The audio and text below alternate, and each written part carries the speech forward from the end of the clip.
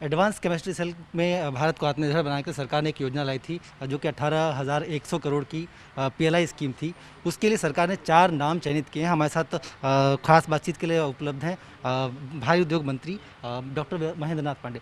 Sir, जिस तरह से हमने ये 4 नाम चयनित किए हैं, हमें क्या लगता है कि अगले 2 साल में हम भारत की जो आत्मनिर्भर प्रवृत्ति होगी उसको हम कहाँ तक देखेंगे?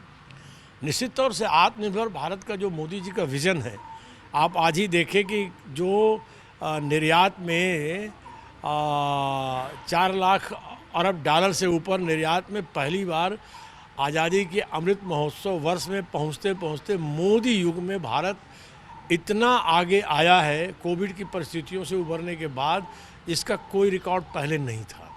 तो उसी तरह से आत्मनिर्भर भारत का जो विज़न मोदी जी ने दिया, जिस पर लगातार देश के तमाम सेक्टर काम कर रहे हैं, पीएलआई उसी दृष्टि से लॉन्च की गई और उसमें इतना वेलकम हुआ है हमारे पीएलआई ऑटो के का भी और पीएलआई एसीसी बैटरी का। 18,100 करोड़ रुपए के हमारे इंसेंटिव जो राशि थी उसके सापेक्ष हम लोग 45,000 करोड़ के लोगों के इन्वेस्टमेंट की अपेक्षा लेके चले थे, लेकिन उससे भी बड़ी अपेक्षाएं सामने आ रही हैं, क्योंकि हम 50 गीगावाट के टारगेट पर अभी 18,100 करोड़ के हमने प्रपोजल रखे हैं, जिसमें हमने 4 कंपनियों का चयन किया है और जबकि 128 गीगावाट तक के इन्वेस्टमेंट के प्रपोजल हमारे सामने आए हैं।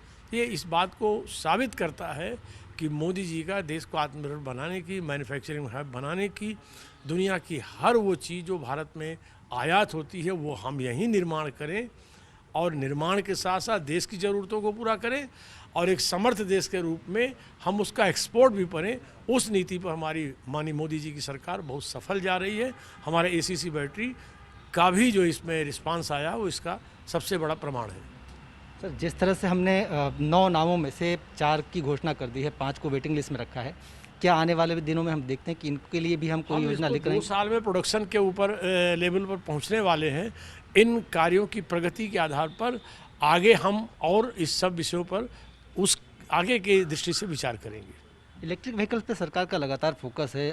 फॉसिल फ्यूल का जो इम्पोर्ट बिल है उसको कम करना चाहती है। क्या हमें ये उम्मीद करनी चाहिए कि इससे गाड़ियों की कीमत भी कम होगी? निश्चित तौर से जो हमारी एडवांस केमिस्ट्री सेल, आप यूँ समझिए कि ईवी व्हीकल का सबसे बड़ा मेन कंपोनेंट है बैटरी, एसीसी बैटरी। अगर वो हमारे देश में ही प्रोडक्ट होगी तो उसका निश्चित तौर से विदेश की तुलना में उसका दाम कम होगा, तो उसका प्रभाव गाड़ियों की कीमत पर पड़ना ही पड़ना। उससे आम आदमियों के लिए गाड़ियों की सुलभता सुनिश्चित होगी।